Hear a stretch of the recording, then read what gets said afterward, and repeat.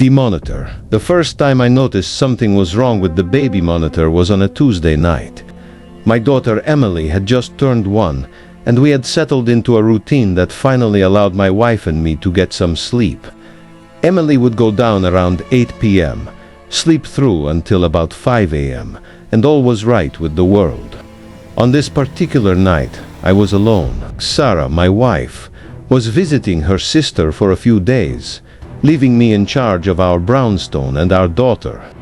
I'd spent the day working from home, taking care of Emily, and by evening, I was exhausted but proud of myself for handling everything smoothly.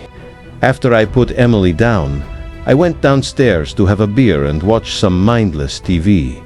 The baby monitor sat on the coffee table, the small LED lights flickering occasionally to indicate sound levels in Emily's room.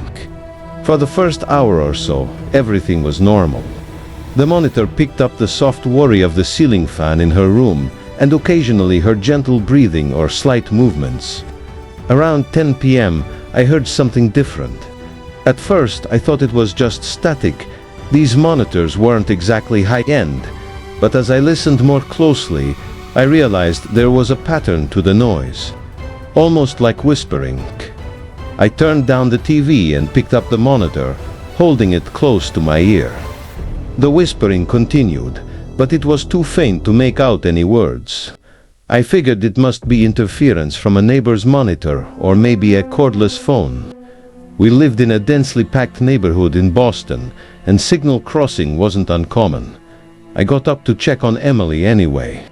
Call it paranoia or just first-time parent nerves, but the sound unsettled me. Walking quietly up the stairs, I eased her door open and peered inside. The nightlight cast a soft orange glow across her room.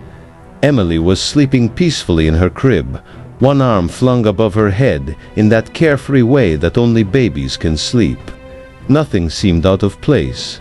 The window was closed, the closet door shut. I stood there watching her breathe for a moment, then quietly backed out and returned downstairs. The whispering had stopped when I returned to the couch. I finished my beer, watched a little more TV, then decided to turn in around midnight. I took the monitor upstairs with me, placed it on my nightstand, and fell asleep almost immediately. The sound of crying woke me at 3:17 a.m. I squinted at the clock's red digits, groaning as I reached for the monitor. But as my mind cleared from sleep, I realized something wasn't right. The crying was coming through the monitor, but it didn't sound like Emily. It was too deliberate, almost like someone imitating a baby's cry. I sat up in bed, fully alert now. The crying continued for a few seconds, then abruptly cut off. Silence. Then the whispering returned. Louder this time, but still unintelligible. Heart pounding, I rushed to Emily's room. She was still asleep, undisturbed. I stood frozen in her doorway, listening. Nothing but the gentle sound of her breathing and the hum of the fan. Back in my bedroom, the monitor was silent. I picked it up, checking to make sure it was working properly. The power light was on. The connection seemed fine. I must have been dreaming, I told myself. Stress and exhaustion playing tricks on my mind. I fell back asleep eventually. The monitor moved to the far side of the nightstand. The next day passed uneventfully. I mentioned the strange sounds to Sarah when she called to check in, and she suggested the battery might be dying or we were picking up interference. It made sense, and I felt silly for being spooked. That night, I put Emily to bed as usual and went downstairs with the monitor. No strange sounds disturbed us, and I began to think it had indeed been a fluke. Around 11 p.m., I headed upstairs to bed. I was almost asleep when the monitor crackled to life. She's beautiful when she sleeps, isn't she? The voice was so clear, so distinct, that at first, I thought Sarah had come home early and was talking through the monitor as a joke. But the voice wasn't hers. It was deeper, raspier, distinctly male. I bolted upright, fumbling for the lamp. The voice came again. Such perfect little fingers. 1, 2, 3, 4, 5. 1, 2, 3, 4, 5. Ice shot through my veins. I was out of bed and running down the hall before I even realized I'd moved. I threw open Emily's door so hard it banged against the wall. She woke with a start and began to cry, but I hardly noticed as my eyes darted around the empty room. The window was still locked from the inside. The closet door still closed. No one was there. Nothing was disturbed. I lifted Emily from her crib, clutching her to my chest as I checked under the bed, inside the closet. Behind the curtains, nothing. I took her back to my room, my hands shaking as I called the police. They arrived 20 minutes later. 2 officers did a thorough search of the house, checking every closet, every possible entry point. They found nothing. No signs of intrusion, no evidence anyone had been there. Sometimes these monitors pick up other signals, one officer suggested kindly. Could be a neighbor's monitor or even a cordless phone. But I knew what I'd heard. The voice had been talking about my daughter, counting her fingers. After the police left, I sat awake in bed with Emily sleeping beside me, too terrified to close my eyes. I'd unplugged the monitor and removed its batteries, then shoved it into a drawer. In the morning, I called Sarah and tried to explain what had happened without scaring her. She was concerned but practical. She suggested we throw out the monitor and buy a new, more secure digital one when she got back.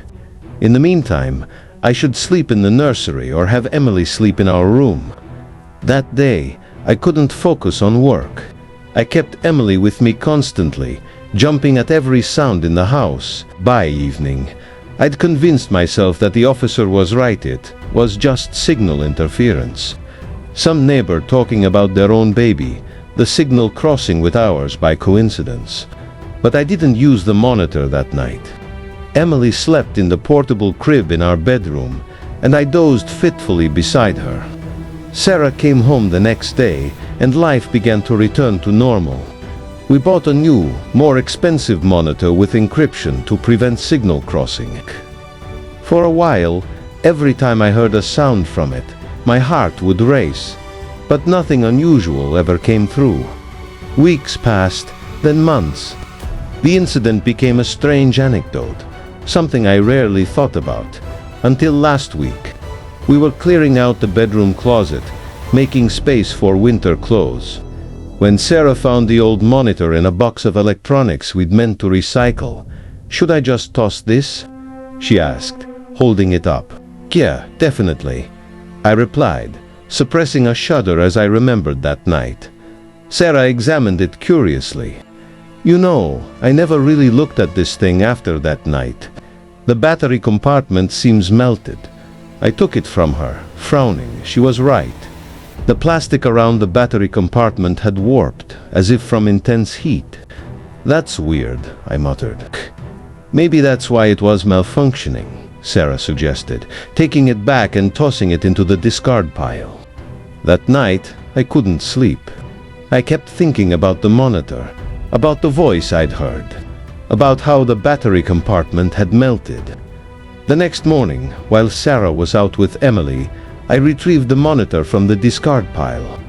I don't know what compelled me to do it, curiosity perhaps, or the need for closure. I turned it over in my hands, examining the melted plastic more closely. Then, acting on impulse, I pried open the damaged compartment with a screwdriver. Inside, where the battery should have been, I found something that made my blood run cold. A tiny microphone. Not part of the original design. This was something added afterward, something hidden. My hands trembling, I examined the rest of the monitor and found that it had been modified, components added, circuitry altered. This wasn't just a baby monitor anymore, it was something else. I dropped it like it had burned me, my mind racing. If there was a microphone, then someone had been listening. The voice I heard that night wasn't coming through the monitor from another source. It was someone speaking to me, through a connection they had established. Someone who had been in our house, who had tampered with our monitor. Someone who had been watching our daughter. I called the police immediately. They took the monitor as evidence and opened an investigation. They discovered that the device had been modified to connect to an external receiver, possibly within a few hundred yards of our house. They're canvassing the neighborhood, checking security footage, looking for any suspicious activity around the time the incident occurred. But that was almost a year ago. Whoever did this could be long gone by now. We've installed a security system.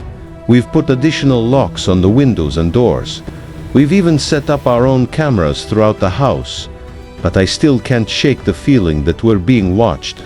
That somewhere out there, someone is waiting. Someone who once counted my daughter's fingers as she slept. 1, 2, 3, 4, 5. 1, 2, 3, 4, 5. I check them every night now. Her perfect little fingers. And I listen, always listen, for that voice in the darkness. Because I know now that the most terrifying thing isn't what might be hiding under your bed or in your closet. It's the knowledge that someone has been in your home without you knowing. Someone has touched your things, violated your security, watched your child sleep, and they might come back.